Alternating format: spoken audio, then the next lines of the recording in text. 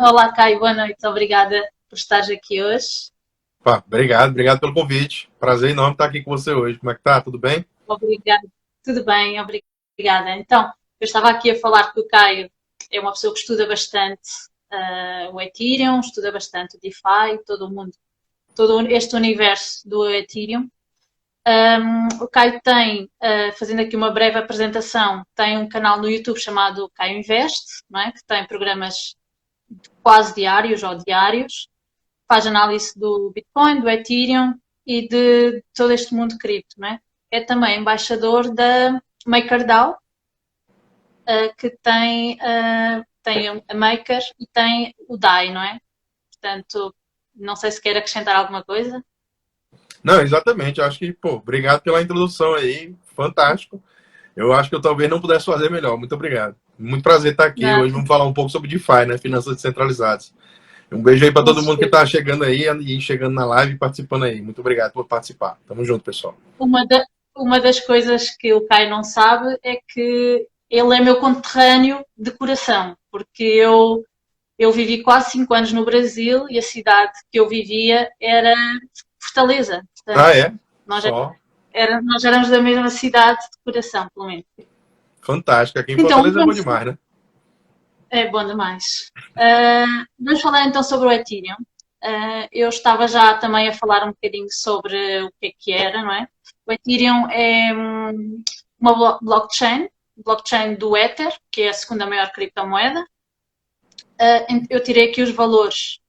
Ele hoje está com market cap de mais de 278 bilhões de dólares e está com uma dominância de mercado de 13,6% do mercado de todas as criptomoedas. Então, o Ethereum foi criado em 2014 e, pelo que eu vi, ele entrou em funcionamento no dia 30 de julho de 2015. 2015, Portanto, né? já tem aqui uns aninhos a funcionar. Como é que o Caio definiria o Ethereum? O que é o Ethereum? Pô, muito obrigado aí, mais uma vez, pela pergunta. Então vamos lá, né? O que é o Ethereum? Né? Muita gente pergunta, pô, Caio, o que é o Ethereum? Como é que eu faço para participar? O que é isso? Como é que eu que entendo isso, né? E aí a gente pode fazer um paralelo ao Ethereum da seguinte maneira, né? O Ethereum ele funciona como se fosse um computador da sua casa, computador que você pode instalar em aplicações dentro desse computador. Sendo que esse computador ele funciona de maneira descentralizada. Então você tem acesso por exemplo, né, poder instalar um aplicativo nesse computador, qualquer pessoa no mundo, sem pedir permissão para ninguém. E a partir desse momento que a pessoa instala esse aplicativo nesse computador, qualquer outra pessoa no mundo inteiro vai poder utilizar também essa ferramenta sem pedir permissão nem para a pessoa que criou essa ferramenta primeiramente. Então é um ambiente totalmente permissionless, que a gente chama, né? Que ele não pede, não tem esse requisito de permissão entre as partes, né? Então, tanto eu posso ser uma parte que cria aplicativos dentro desse computador, como eu posso ser a parte que só vai lá no computador e utiliza o computador. Né? Então, o Ethereum em si, ele é o ETH, né? O token aí em si, ele né? A gente falou do Ethereum Rede, né? O Ethereum, o Sim, token em si, ele funciona como se fosse um mecanismo para poder você pagar pela utilização desse computador. Então você tem como se fosse esse dinheiro da internet para poder você utilizar esse computador de verdade. Então, para você instalar um aplicativo dentro desse computador, você precisa de Ethereum, de ETH, de Ether, né, como a gente chama. Ou sim. você pode usar esse aplicativo que já está lá instalado. E aí, nesse caso, você vai ter que necessariamente fazer a questão de pagar também taxas com Ether, né? Então, ele funciona como se fosse um gás digital, uma gasolina digital que a gente precisa ter para poder utilizar as ferramentas que estão instaladas dentro desse computador descentralizado. Sim. O Ether, acho que eu definiria que ele tem muito o foco da escalabilidade, não é? De escalar muito. E também a descentralização e a automação da nossa vida por causa dos smart contracts, né? Porque tudo, até o Ether e o Ethereum existir, não havia a questão dos smart contracts. Tudo era ainda feito no mundo real. E o Ethereum traz efetivamente essa novidade, não é? De nós estarmos a esta distância, você em Fortaleza, eu estou em Portugal, e podemos estabelecer um contrato entre nós, não precisamos de ninguém aqui a intermediar um contrato entre nós e tudo se cumpre de forma automática. Exatamente, essa é a beleza, né? Porque você elimina um intermediário que teria que fazer a parte ali, né, de conexão entre as duas partes, no caso eu e você. Sendo que no caso eu e você a gente se conhece. Mas o que acontece é que se fosse eu e uma pessoa que eu não sei nem quem é que está lá no Japão, China, exato. na China, no Iraque, qualquer canto, né? Eu não preciso saber, nem saber quem é essa pessoa. Eu só preciso ter acesso ao instrumento que vai me dar segurança de que se eu fizer uma posição, aquela pessoa vai ter que fazer necessariamente outra para poder agir sob as regras do aplicativo que tem no computador, chamado Ethereum. Então é bem interessante a gente entender como é que funciona isso, porque quando a gente fala, né, de DeFi, por exemplo, o que é DeFi? Finanças descentralizadas, o que é isso? Né? É exatamente um dos ecossistemas que existe de aplicativos instalados dentro deste computador, né, que simplesmente fazem a execução e a automação de serviços financeiros. Então, são serviços que bancos antes prestavam para a gente, que a gente necessariamente tinha que passar por estruturas de banco mesmo, né, estruturas bancárias conhecidas, né? A gente hoje não necessita mais fazer, porque a gente tem as criptomoedas com esse ecossistema criado e desenvolvido e cada vez mais pleno para poder fazer esse movimento da descentralização das informações acontecer. Então é muito interessante, né? Quando eu tento explicar o que é DeFi, dentro do meu conhecimento, que não é assim tão profundo como o seu, é tudo aquilo que nós fazemos em banco, agora é possível fazer de forma descentralizada, não é? E não precisamos do gerente, não é? Do gerente lá da agência, para dizer se nós podemos ou não podemos fazer.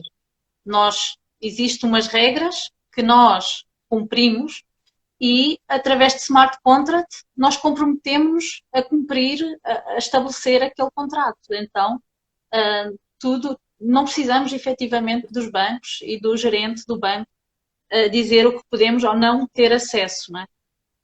É exatamente isso. É você eliminar o intermediário. E muita gente achava o Bitcoin que veio para poder quebrar os bancos, né? O Bitcoin veio para quebrar os bancos. Sendo que, na realidade, o que aconteceu foi que o Ethereum foi quem automatizou os serviços bancários. Né? Isso é uma grande coisa assim dentro do mundo cripto, né? Porque tem aquela ala das pessoas que são meio que maximalistas, né? Tem pessoas que acreditam somente no Bitcoin, né? E não tem problema, né? A pessoa pode acreditar no que ela quiser. Mas a realidade é que quem automatizou os serviços que os bancos prestam, e aí, por si, né, podem tornar os bancos, de algum momento, obsoletos, né, foi o próprio Ethereum. Então é aí que está a magia, né, de você entender esse tipo de processo. Eu sou fascinado assim, pela tecnologia, pelo desenvolvimento, e sou até bem, assim, eu gosto muito de falar sobre isso, por isso que eu aceito toda vida um convite para uma live, eu estou dentro. Já chegaremos a uma fase de aprofundarmos um pouco mais esse assunto. Eu queria voltar um pouquinho atrás, porque as pessoas saem várias notícias sobre a questão do Ethereum 1.0 e o Ethereum 2.0. E as pessoas não entendem o que é esse Ethereum 2.0 e como é que essa mudança, o que é que vai trazer essa mudança. Quero explicar um bocadinho o que é essa transformação do Proof of Work para o Proof of Stake e o que é quais são as vantagens e quando é que estamos numa fase de transição agora, né? Ainda estamos em Proof of Work, mas já a caminhar para o Proof of Stake. quais são as mudanças, porque é que ela acontece e quando é que ela vai estar implementada, ou pelo que se sabe. Muito boa pergunta, na realidade, né? Então vamos lá. O que é que a gente tem hoje? Hoje a gente tem um Ethereum que ele não é um produto final. O Ethereum que a gente utiliza hoje, ele é um protótipo. Ele não é um produto final. Ele não foi totalmente desenvolvido. E foi um processo que foi de desenvolvimento em produção. Ou seja, acertos e erros foram feitos no meio desse caminho. E muitas coisas foram muito interessantes e outras nem tanto. E aí, né, o que acontece é que com o Ethereum 2.0, que é uma atualização da blockchain, do modelo de consenso que a gente vai ter, aí ele vai mudar do Proof of Work, que é a prova de trabalho, o mesmo sistema de mineração atual hoje do Bitcoin, e a gente vai mudar para um sistema, como você falou, de Proof of Stake, que é a prova de capital. Quando você trava uma quantia de Ethereum para garantir que você vai agir sobre as regras para poder validar transações. E a ideia toda dessa mudança do algoritmo de consenso, que a gente chama, que é uma série de regras que definem padrões, e esses padrões têm que serem seguidos para poder tudo seguir da maneira normal. E aí o que acontece é que a gente tem um ambiente que na mudança do Proof of Work, para o Proof of Stake, a gente tem uma situação que modela diferente, porque a gente consegue fazer uma mudança na escalabilidade da blockchain. Então a gente vai poder ter muito mais transações por segundo dentro da blockchain, né? Hoje, dentro do Ethereum, a gente tem cerca de 15 transações por segundo. 15, né? A gente está falando de chegar na blockchain do 2.0, quando ela estiver em pleno vapor e plena utilização, com escalabilidade, inclusive com as segundas camadas que já estão entrando em funcionamento agora mesmo no Ethereum 1.0. Então, quando você conectar, né, as segundas camadas, que é um tema que a gente pode falar aqui daqui a pouquinho, mas a questão do Ethereum 2.0, a gente pode chegar a 40 mil transações por segundo. Só para você ter uma base de parâmetro, a Visa, que é aquela provedora de cartão de crédito, ela processa 120 mil transações por segundo. E seria um terço do que a Visa, que demorou 70 e tantos, quase 80 anos aí para poder conseguir consolidar essa tecnologia, a trazer esse nível de abstração de transações por segundo, né? Demorou, né, 5 anos agora, 6 anos agora no Ethereum, e a gente vai demorar mais talvez alguns 2, 3, 4, 5 anos aí para poder chegar nesse desenvolvimento pleno. Uns 3 anos, talvez, eu acho que a gente já vai mudar completamente a forma como que a gente utiliza a blockchain hoje. Eu imagino, com tanta plataforma, com tanta coisa a ser desenvolvida no Ethereum, que 15 transações por segundo é nada, não é? Para todo este universo. Tu falas muito em estar em construção. Da tua fala, parece-me muito estar a explicar às pessoas que nós estamos a morar num prédio em que ainda as paredes não estão todas concluídas, não é? Ainda é um esqueleto do prédio e ainda estamos a pôr as paredes e as portas e a fazer a casa em que já se vive nela, não é? É exatamente isso. Eu às vezes faço essa analogia, né? Como se fosse um prédio que está só no esqueleto e as pessoas estão morando dentro do prédio sem ter ainda uma pia, um banheiro, um chuveiro, uma cama, né? Tá tudo lá meio que bagunçado assim. Algumas pessoas têm uma pia, um chuveiro, outras não, e aí fica aquele negócio bagunçado, né? Então a ideia é que com o passar do tempo e a gente está nesse desenvolvimento da tecnologia, eu digo a gente, porque eu me incluo no caso de estar passando conhecimento do que eu consegui aprender para outras pessoas, para a comunidade. Então, o que acontece é que os desenvolvedores, de um modo geral, a galera que programa e que está trabalhando arduamente, dia após dia, sem feriado, há mais de não sei quanto tempo, para poder fazer esse negócio acontecer, né? Eles estão né, loucos para fazer isso, esse movimento, abrir as portas. Né? O Ethereum 2.0, por exemplo, poder sair por detrás das cenas e começar a literalmente validar transações e executar computação dentro dele, né? Que é exatamente isso que difere o Bitcoin do Ethereum, por exemplo. A blockchain do Bitcoin ela é estática no sentido de que você não consegue executar computação dentro dela. Ela não é Turing complete, como os desenvolvedores chamam, né? Ela não é completa Turing, né? E aí, a blockchain do Ethereum, ela é Turing complete, ou seja, a gente pode executar computação dentro dela. E é por isso que ela torna esse computador onde a gente pode ter esses aplicativos, e aí tem vários ecossistemas de aplicativos, seja de DeFi, seja de NFTs, agora que está crescendo muito, e a gente tem esse ambiente crescendo de uma maneira que tem mais de 6 mil desenvolvedores aí, né, trabalhando arduamente para fazer isso dia após dia.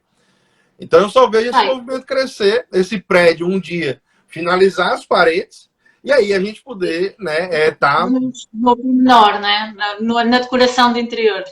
Exato. Caio, este mundo das criptomoedas vive muito de notícias, muito de toda a especulação e todas estas coisas que saem nas notícias. Há pouco, 2 meses, falava-se muito sobre a guerra que estava a existir com os mineradores do Ethereum, exatamente por eles não aceitarem algumas mudanças, nomeadamente em termos das taxas e também na questão desta transferência, não é, do Proof of Work para o Stake. Saiu, entretanto, uma atualização que vai ser implementada no Ethereum, não é, que é a EIP 1559, que vai ser implementada, se eu não estou em erro, em julho, quando de um hard fork do Ethereum. Exatamente. Né? Vai ser uma implementação que a gente vai ter no London Hard Fork, né? London Hard Fork. Agora, semana passada, a gente teve o Berlim Hard Fork, né? E trouxe atualizações também. Esse outro vai ser muito bom. O pessoal. Eu queria que explicasses exatamente, era essa a questão que eu te ia fazer, o que é que vai ser o Hard Fork London e o que é essa EIP 1559 que vai estar relacionado com a redução das taxas, que toda a gente fala, inclusivamente aqui nos comentários, as pessoas também já falaram sobre o gas, não é? Sobre o valor das taxas. E esta EIP 1559 vai tentar resolver, ou pelo menos ajudar. Vai ajudar. Assim, resolver completamente, eu acredito que não vai ainda, mas a questão de escala vai vir com o passar do tempo. O EIP 1559, o que é que ele promete? Né? Ele tem uma função muito específica, que é bem técnica. Né? E aí eu vou tentar explicar de uma maneira simples. Como é que eu posso abstrair isso? Né? É o seguinte, você tem uma situação que existem possibilidades hoje de os mineradores estarem manipulando o preço do gás. Fazendo o quê, por exemplo? Estipulando, por exemplo, bots para estarem fazendo transações e eles mesmos estarem validando. Entendeu? E aí, nesse sentido, aumentaria o preço do gás. É um ataque que é chamado de DDoS, Denial of Service.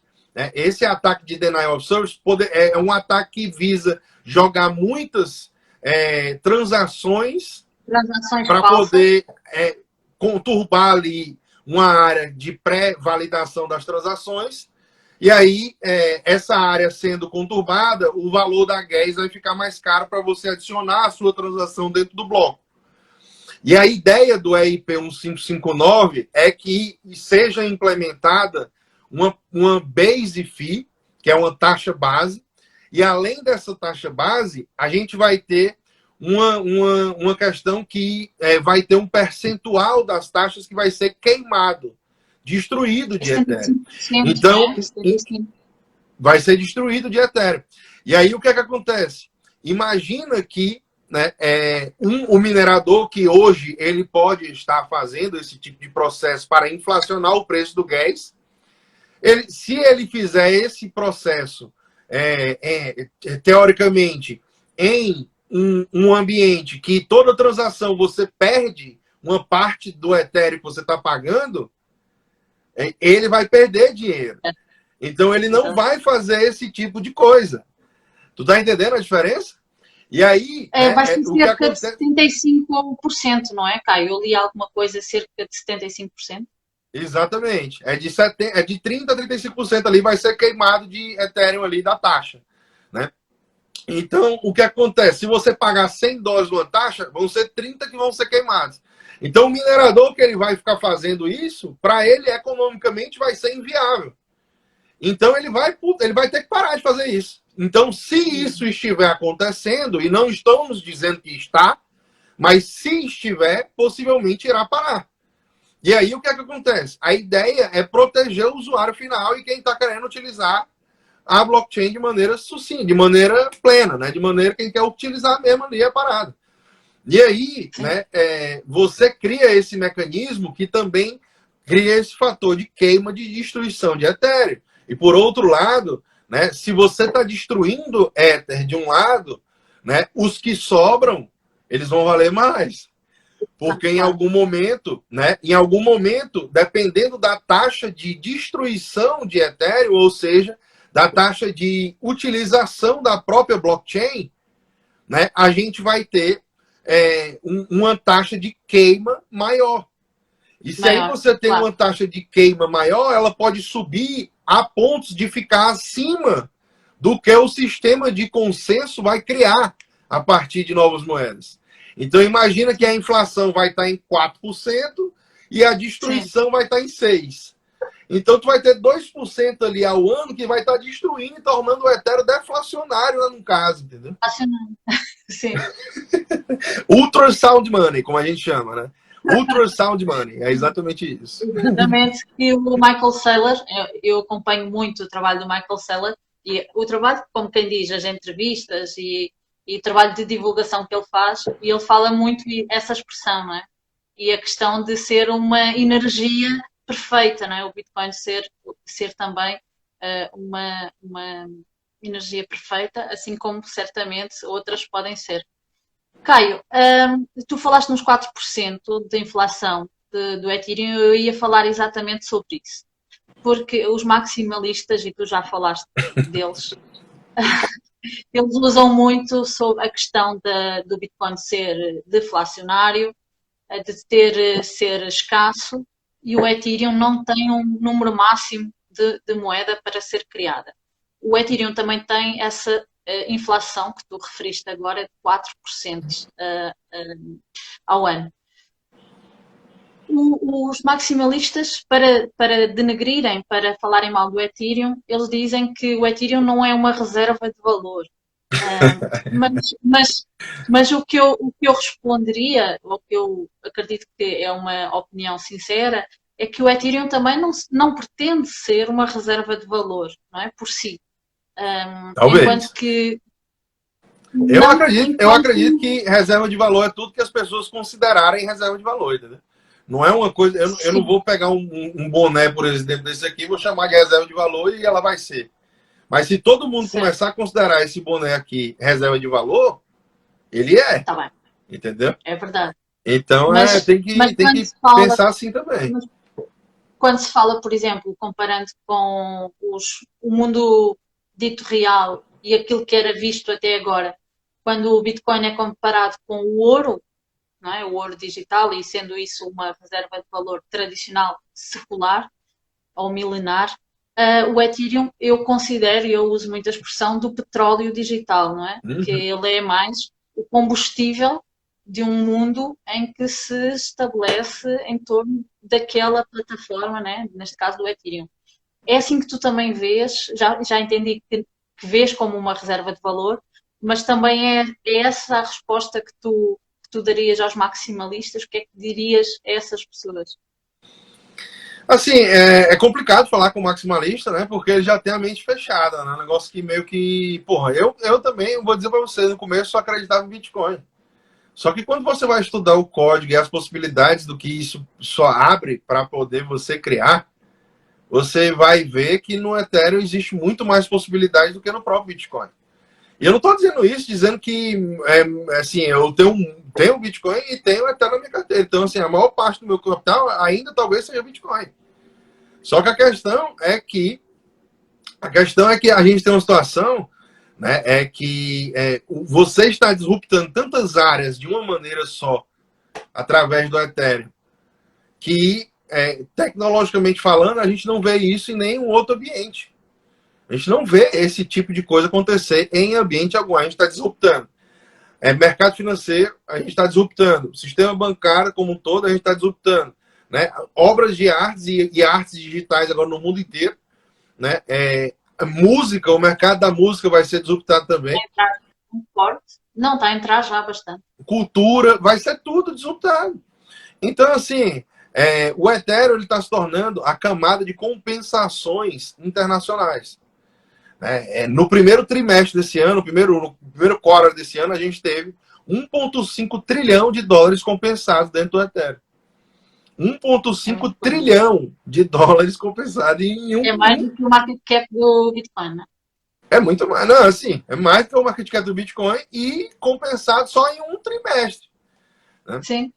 Então é uma situação que a gente tem que levar em consideração. Ele está se tornando essa camada de compensações neutra internacional, onde qualquer pessoa vai poder fechar um contrato com outra parte em outro lugar do mundo, não vai nem precisar saber de nada, em documento, e-mail, nada, não sei o quê, e vai pegar e vai mandar o dinheiro, a pessoa vai lá, vai receber e todos os dois vão ficar de comum acordo com as regras daquele contrato ali pré-estabeleceu. Então são situações que eu vejo assim que o maximalista ele tem que pensar que as coisas evoluem. Né? Porra, e o pior de tudo é porque o maximalista ele já pensou um dia que a coisa evolui. Porque ele saiu do real e foi pro dólar. E saiu do dólar e foi pro Bitcoin. Entendeu? O maximalista ele já caminhou alguns passos. Só que quando chega na parte do Ethereum, ele fica com essa travazinha na cabeça que não sei o quê, porque não estuda essa realidade. E aí fica falando besteira, né, de coisas que ele praticamente não entende. Eu aqui, Caio, quando eu não entendo de uma coisa, eu digo para as pessoas, eu não sei. Eu não sei. Sim, vai estudar, eu não tenho vergonha de dizer que eu não sei. Mas você ficar agredindo as coisas que você não sabe é uma coisa tola de se fazer. Né? Então, tipo assim, se você não sabe, se abstenha de falar, mas procure alguém que sabe para falar, né? Porque senão você fica... Tá entendendo? Exato. Eu acho que é mais ou menos por aí. Assim, maximalista a gente não tem muito o que falar. Um dia ele vai aprender, né? Assim como um dia ele aprendeu. É por isso que eu falo muito sobre ser o petróleo, porque todo o mundo, não é, roda à volta do petróleo. E o Ethereum, conseguindo, como um polvo, né, consegue chegar a várias áreas e, portanto, desde os contratos, e, por exemplo, no Brasil, existe muitos cartórios, existe a máfia dos cartórios, como dizem, não é? Portanto, a questão dos contratos e dos cartórios, até a questão de tudo isso, de podermos, das finanças, da arte, da música, e conseguir chegar a todos essas vertentes.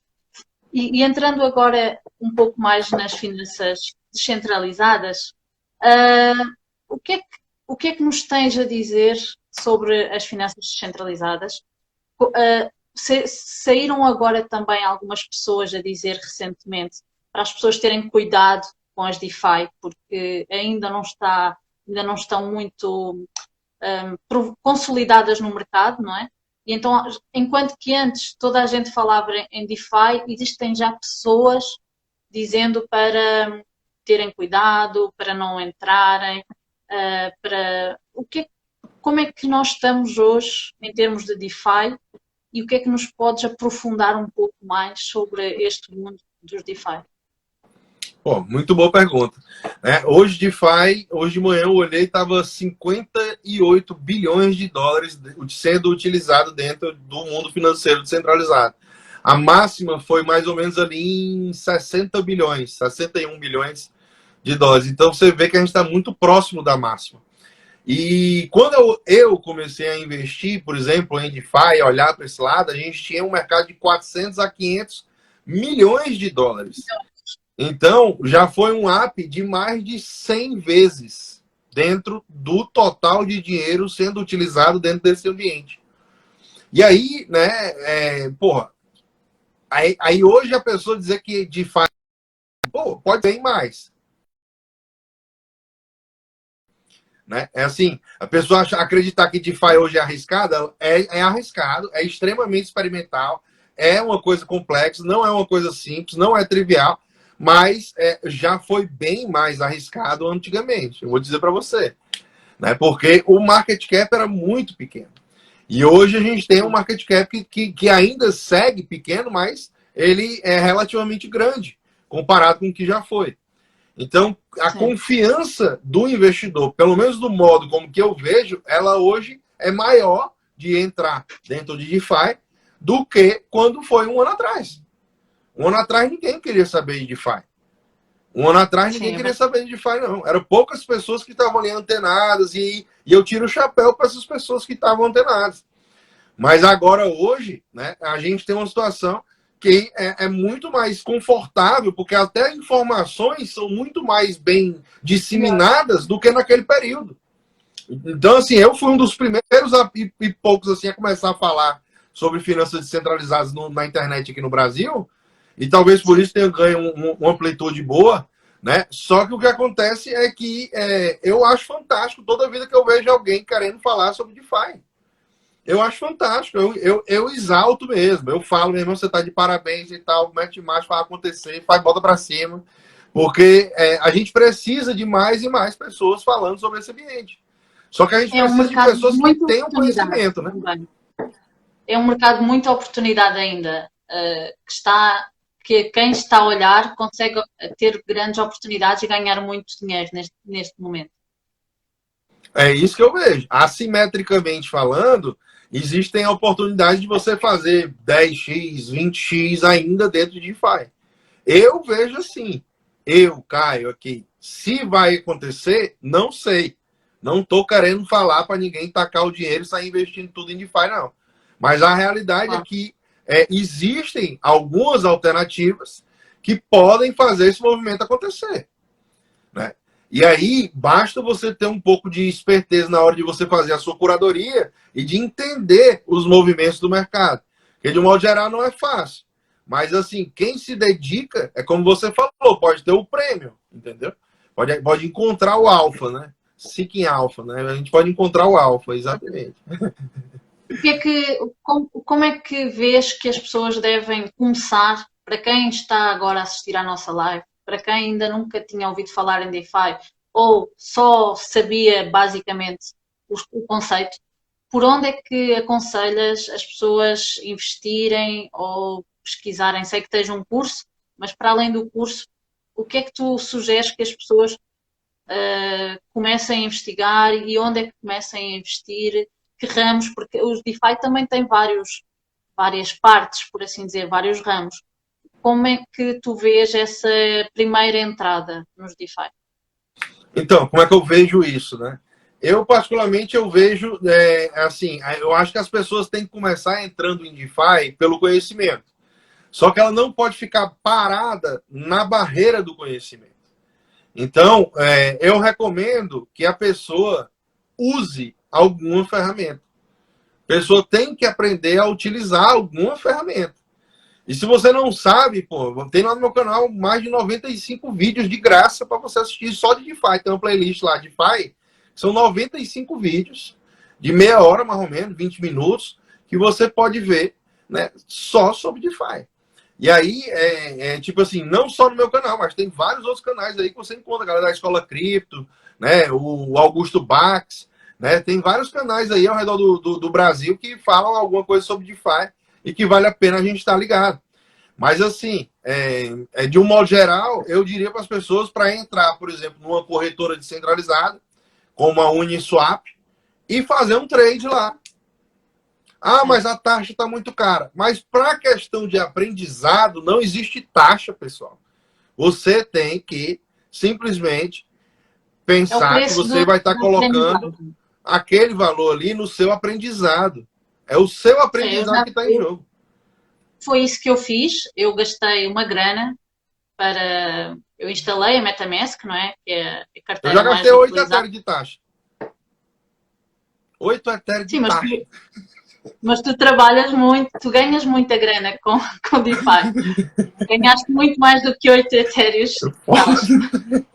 É foda, vou te dizer, mas eu ganhei, eu gastei porque eu ganhei mais. Ganhei Sim, mais ainda. mas, Então é sim, foda. mas, por exemplo, eu instalei a MetaMask.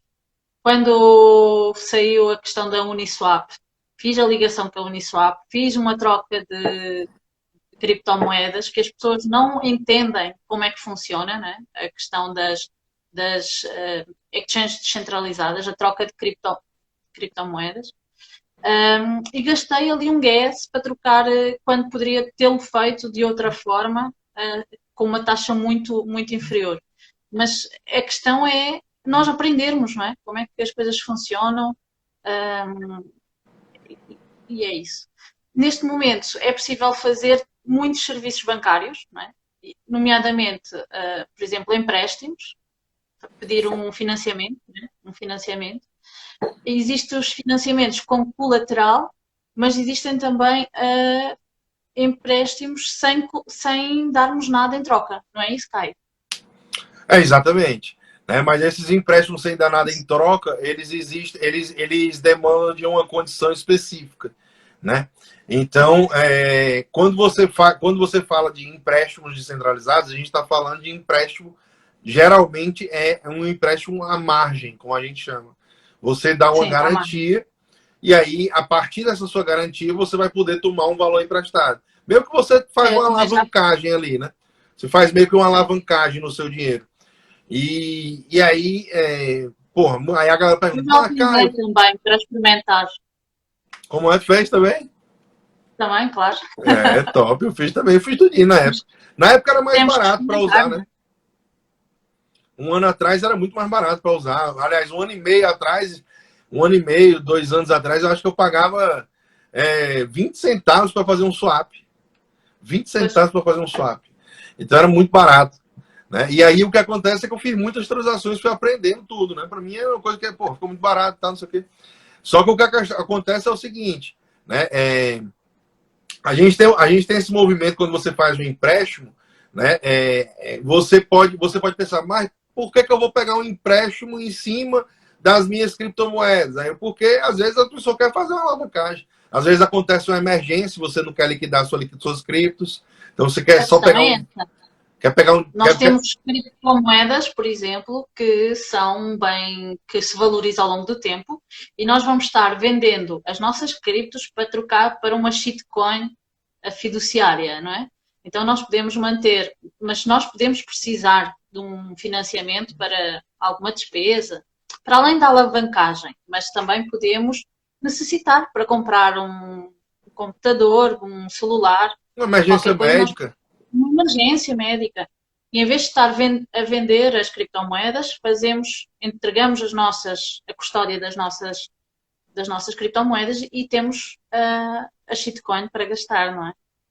Exatamente. E aí entra aquele outro ponto que você falou do empréstimo sem garantia, né? Eu quis explicar primeiro esse empréstimo, que é o Sim, normal, tradicional, e o empréstimo sem garantia é uma tecnologia revolucionária que a blockchain permite você fazer em situações específicas. Então, se você tiver achado, por exemplo, uma arbitragem entre duas corretoras descentralizadas, né? Vamos supor que você achou o preço do Ethereum em uma corretora A mais barato do que o preço do Ethereum em uma corretora B. Então, existe uma sim. arbitragem nesse caminho. Né? Você tem um spread, uma diferença entre os dois preços. E aí, o que é que você pode fazer? Você pode pegar dinheiro emprestado da blockchain, do aplicativo, por exemplo, como o Aave, e aí você compra esse Ethereum barato em uma corretora, vende o Ethereum em outra corretora mais caro, devolve o empréstimo que você fez e fica com a sobra do lucro que ficou. Então é bem interessante, né? Esse tipo de situação acontece porque as blockchains permitem, né, com que esse capital chegue a esse ponto de eficiência financeira. E aí, né, é exatamente sobre isso. Porque quando você está falando de arbitragens, de um preço de um ativo estar cotado diferente de uma outra corretora para outra, sendo que é o mesmo ativo, isso é uma ineficiência financeira. E para tornar o mercado eficiente, as arbitragens elas devem ser fechadas. E se não tem arbitragem, aí o mercado está pleno. E é assim que é. A gente está com a liquidez exorbitante. Então é Assim fantástico a gente ter isso.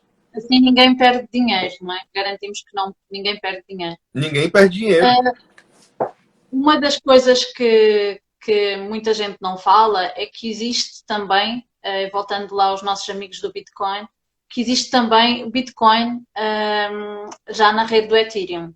É Bitcoin tokenizado, existe descentralizado e, pelo que eu sei, tokens descentralizados do Bitcoin e tokens centralizados, por assim dizer, de Bitcoin. Pelo que eu sei, existem pelo menos 4 tipos de token BTC. Para que é que serve BTC, Bitcoin, dentro da rede do Ethereum? Bom, muito boa pergunta. Na realidade, para que serve, né? Então, primeiro de tudo, para você ter mais flexibilidade e transportabilidade, né? A blockchain do Bitcoin, ela tem uma situação que para você validar uma transação, ela demanda de até 10 minutos ali para o primeiro bloco ser validado se você pagar uma taxa alta. Né? Então, são de 10 em 10 minutos. No caso do Ethereum, são de 15 em 15 segundos. Então, a cada 15 segundos tem um novo bloco saindo.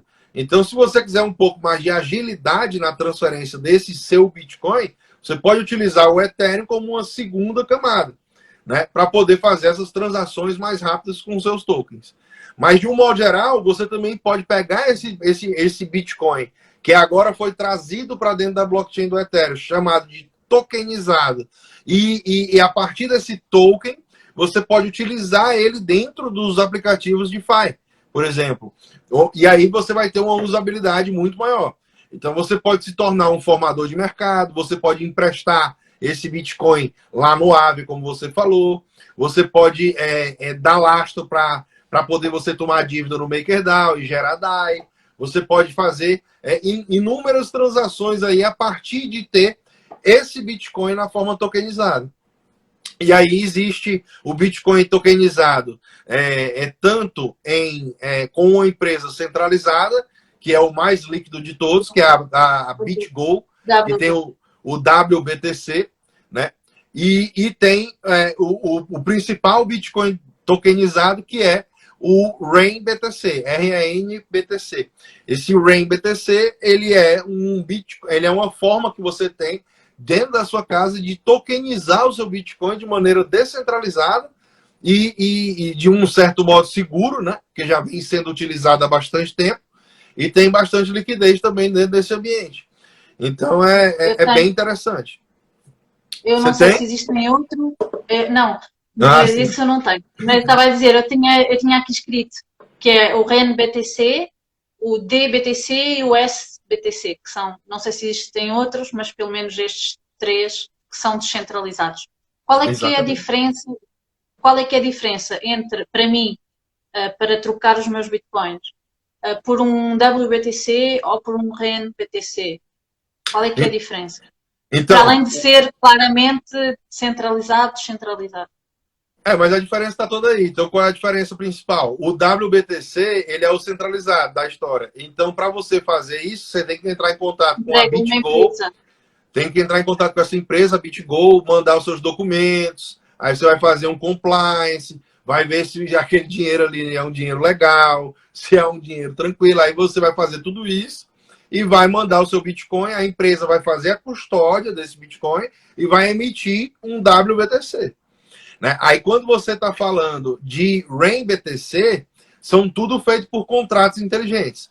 Então, quando você vai estar fazendo essa tokenização através do RAIN-BTC, você vai mandar, né, o Bitcoin para um contrato inteligente. Esse contrato inteligente vai rodar esse Bitcoin e vai emitir RAIN BTC do outro lado. E esse RAIN BTC vai ser disposto na sua carteira de Ethereum que você identificou lá. E aí, né, caso você queira, você pode pegar esse RAIN BTC, devolver para o contrato inteligente e receber Bitcoin do outro lado.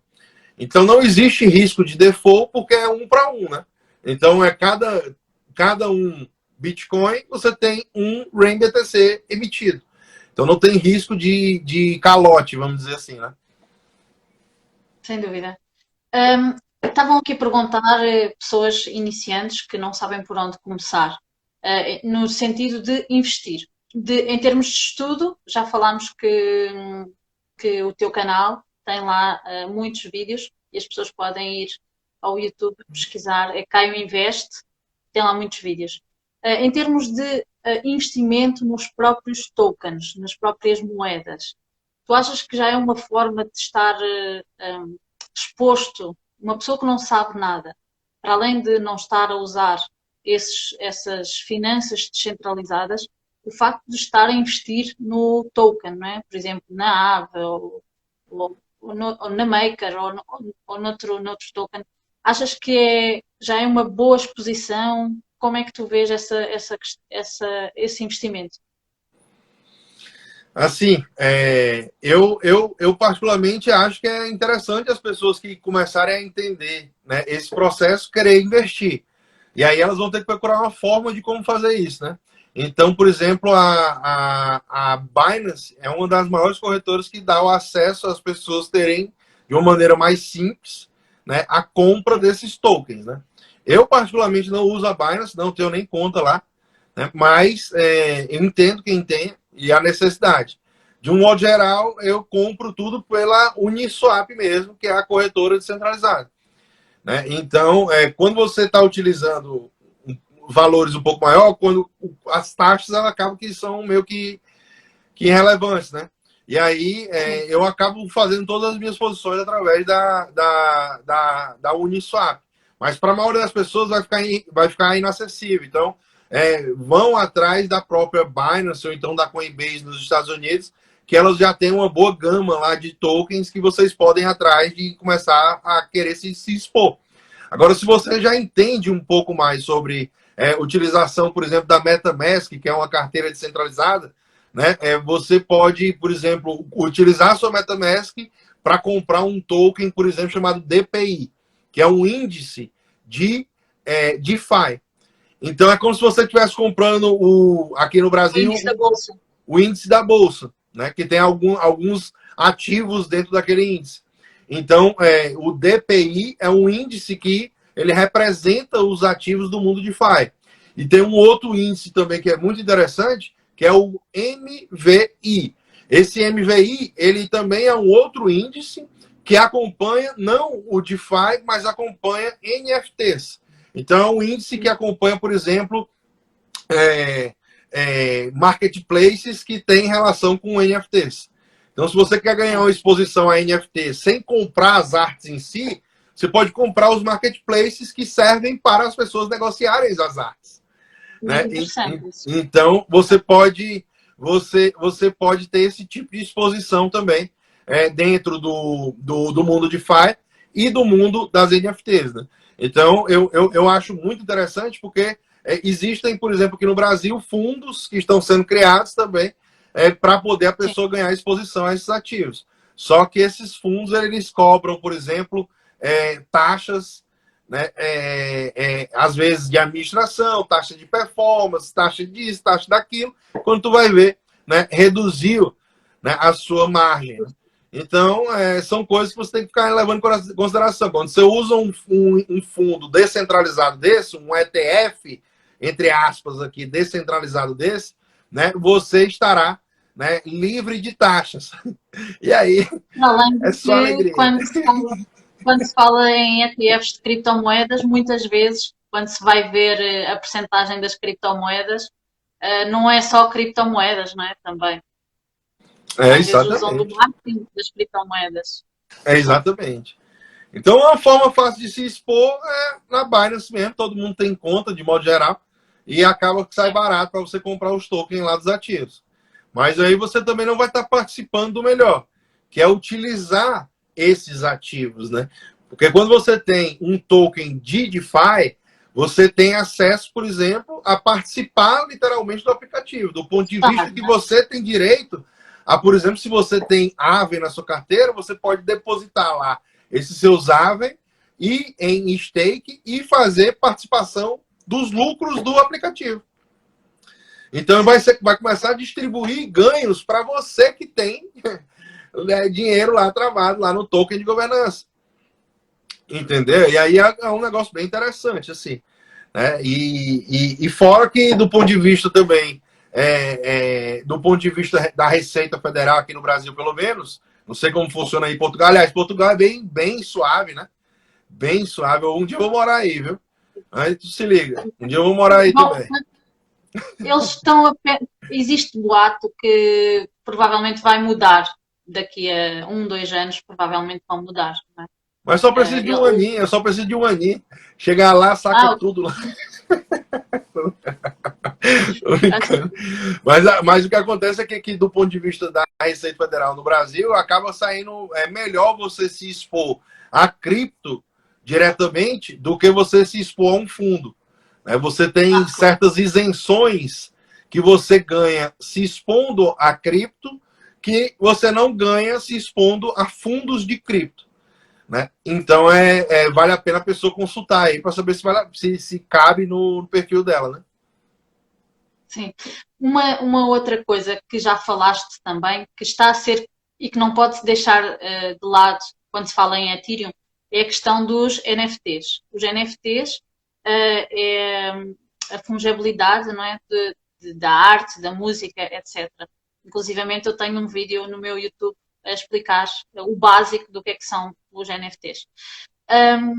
Nós vemos a arte, existem várias, podemos tokenizar tudo, não é? Neste momento há aí o boom dos NFTs em termos de arte digital. Existe também a música, que já muitas pessoas estão a entrar. E existem os metaversos, que são os mundos digitais, virtuais, que as pessoas podem entrar.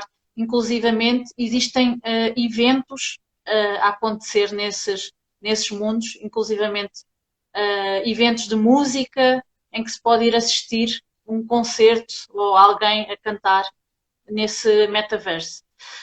Como é que eu acredito que o futuro da nossa vida está na tokenização? Como é que tu vês essa tokenização no futuro e o que é que vês aí no futuro desta vertente dentro do Ethereum? Rapaz, como eu falei no começo, né, eu acredito que o Ethereum está se tornando essa camada de compensações internacionais. E aí, quando eu digo isso, parece uma coisa muito abrangente, mas né? Ela é uma coisa abrangente. Então, tudo que você imaginar que alguém tiver que pagar, alguém tiver que receber, tem que ter uma compensação. Então, o Ethereum ele pode se tornar essa camada de compensações internacionais. Eu estou dizendo que ele não estou dizendo, mas ele pode vir a se tornar isso no mundo. E se ele vier, né, aí nós vamos balear, como eu digo lá no canal, né? Nós vamos virar, né, aquelas pessoas, né, que têm bastante dinheiro mesmo para achar graça. Mas a realidade é que, de um modo geral, assim, a tecnologia que está sendo desenvolvida é completamente disruptiva em várias áreas, né? Em várias áreas, como a gente já comentou hoje aqui. Então, eu particularmente sigo muito bullish aí e continuo acompanhando esse movimento sem parar, criando conteúdo, desenvolvendo, assim como você, acompanho e sigo, né? E recomendo todo mundo aqui também, pessoal, sigam aqui o mundo cripto feminino aí, por gentileza, para poder fazer, né, aqui um negócio acontecer e a gente ter essa parceria aí, né, para poder ter mais divulgação do mundo cripto aí para todos, né? Então, eu exalto também a sua posição, porque são poucas as mulheres nesse mercado. Né? E eu sempre gosto de exaltar o papel da mulher em todas as áreas. Né? Então, no mundo cripto ainda mais. Então, tá muito de parabéns também. Assim, o seu trabalho está excelente. Queria agradecer demais aí pelo seu trabalho que você está fazendo. Né? O seu trabalho está excelente mesmo, de verdade. Então, assim, enquanto ao Ethereum, eu acredito que é só uma questão de desenvolvimento, né? e aguardar os próximos capítulos e a gente vê o que é que se trata, porque tá tem um desenvolvimento muito forte por trás do que está acontecendo, sabe? Caio, para finalizarmos, eu queria deixar aqui uma pergunta mais polémica, por assim dizer, para além da questão dos maximalistas, mas quando se fala em Ethereum, muitas vezes fala-se também em Cardano, fala-se na Binance Smart Chain, fala-se o quê? Fala-se que muitas aplicações estão a mudar do Ethereum para essas outras blockchains. Como é que tu vês esse desenvolvimento da Cardano, da Binance? Como é que tu vês a concorrência das outras blockchains em relação ao Ethereum? Cara, eu acho também muito interessante, né? Eu não vejo como concorrência, eu vejo que todos andam em paralelo, todos agregam, porque o mundo cripto ele é um só. Se for criptomoeda de verdade, é cripto de cripto, e cripto é cripto, né? Não tem essa. Então, assim, eu não vejo como concorrência. O mercado é tão pequeno que a gente está falando assim de coisas que, porra, tudo se ajuda. Tudo cresce, tudo soma, entendeu? Então, se o desenvolvimento da Cardano, por exemplo, for pleno, do ponto de vista que começa a crescer, desenvolver, criar contratos inteligentes, criar pontes entre as blockchains, né, para você conversar com uma blockchain e outra através da Cardano e se comunicar com a blockchain do Ethereum, e se comunicar com a blockchain do Bitcoin, como o Ethereum tem feito, né, e depois vem uma BSC e faz isso também. Então, a gente tem que entender que é um ecossistema que a gente não pode ter tribalismo nesse ecossistema. Porque senão a gente fica brigando, né, a galinha brigando com as outras galinhas. Não tem nada a ver, entendeu? A gente tem que brigar para alcançar outros horizontes, entendeu? Nosso horizonte é abarcar o sistema financeiro mundial como um todo. E aí, se a gente vai conseguir ou não, a gente não pode ficar brigando entre chains, brigando entre blockchain. Ah, não, a minha blockchain é melhor que a tua, que não sei o quê. O fato de eu, por exemplo, não investir em uma blockchain não quer dizer que eu não acredite nela. Só não quer dizer que eu acho que tem assimetria melhores em outros cantos. E aí, existe a possibilidade da gente ter esse ambiente, Polkadot, como o próprio Leonardo está dizendo aí também. Polkadot é uma outra blockchain que eu acredito que ela está com desenvolvimento acima do que da própria Cardano. Eu acredito que a Polkadot está com um desenvolvimento melhor do que a própria Cardano, porque ela tem feito coisas mais rápidas. Polkadot está a ser subvalorizada, né, em termos de valor, em termos de preço, que a Polkadot não está a ser valorizada como deveria ser. E ainda tem algumas coisas para se provar, assim como a própria Cardano também, que não tem tecnologia pronta, vamos dizer assim, né? Ainda está em fase de completo desenvolvimento, então, assim, de um modo geral, você não consegue utilizar ainda praticamente, né? Então, a gente estima que vai ser uma coisa, né? E essa estimativa ela pode criar, né, efeitos no mercado de distopia do preço, né? O preço ele pode variar, porque a expectativa ela sempre é maior do que a realidade, né? Quando você vê o gigante acordando, é que você vai ver como é que ele vai andar, né? Então a gente tem que levar em consideração todos esses momentos aí e entender que são processos lentos mesmo de desenvolvimento. E aí tudo que vier dentro desse mercado é para somar. Não tem esse mercado que Cardano vai ganhar do Bitcoin, que Cardano vai ganhar do Ethereum, que não sei o quê. Se a gente ficar nessa batalha, nós vamos ficar brigando com nós mesmos, ao invés da gente estar brigando em disseminar o conhecimento para que mais pessoas consigam entender o porquê que o nosso ambiente cripto é mais saudável do que outros ambientes, né? E aí a gente tem que parar um pouco, pisar atrás aqui e dizer, pô, maximalismo talvez não seja tão interessante, tá ligado? Então vamos ficar ligados, vamos entender, né? Vamos ser, né, maleável e vamos nos dispor da maneira como a gente acha que deve. Mas ficar com realmente tribalismo eu não vejo a solução. Porque ainda existe muito nas criptos as pessoas a torcerem por uma cripto como torcem por um time de futebol. É exatamente isso. O pessoal é torcedor, né? E aí, torcedor, geralmente, ele tem dia que ele ganha, né? Mas tem dia que o torcedor perde também, né? Essa é a desgraça. Essa é a desgraça. É verdade. Caio, quero-te agradecer. Não sei se queres deixar uma última mensagem, se queres falar de mais algum assunto para finalizarmos. Queria que deixasses a tua mensagem. Cara, muito obrigado. Muito obrigado mesmo pelo convite aqui para poder participar. Sempre que eu puder, vou estar participando aí. É um prazer enorme estar falando de Ethereum, de DeFi, de Bitcoin, de cripto, de um modo geral. Gosto muito de estar perto da comunidade também. Nossa live hoje batendo mais de 100 pessoas aí. Então, pô, fantástico. Muito obrigado a todo mundo que participou aí, pessoal. E queria agradecer também. Sigam aí o canal do Mundo Cripto Feminino. Sigam também o meu canal aí, Caio Invest, né? O meu aqui no Instagram também é Caio Vicentino, meu nome mesmo. E tamo junto, pessoal. Muito obrigado aí. Uma mensagem de positividade aí no dia de Tiradentes. Né? Seja feliz aí com a sua família. Minha mãe hoje tomou a vacina, estou muito feliz. Né? Primeira dose, então é só alegria nesse mundo que cerca de negatividade. Né? Então, seja uma pessoa feliz e positiva que você vai sempre conseguir enxergar as coisas boas, mesmo no cenário mais caótico que você encontrar. Muito obrigado. Obrigada, Caio, por estares aqui, obrigada por teu conhecimento, por partilhares connosco.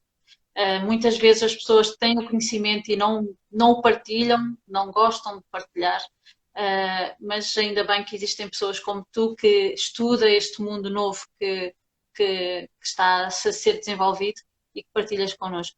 E quero-te agradecer também pela parceria, com certeza que vamos em breve estar novamente aqui em live e agradecer por toda a parceria. Obrigado, eu agradeço Obrigada, demais. obrigada. Um abraço para Portugal aí. Tenho muita vontade de conhecer Portugal e tomar bons vinhos em Porto aí. Um dia vai dar bom. Vamos que vamos ser bem recebidos, com certeza. Faço questão. Obrigado. Obrigada. Tchau, tchau.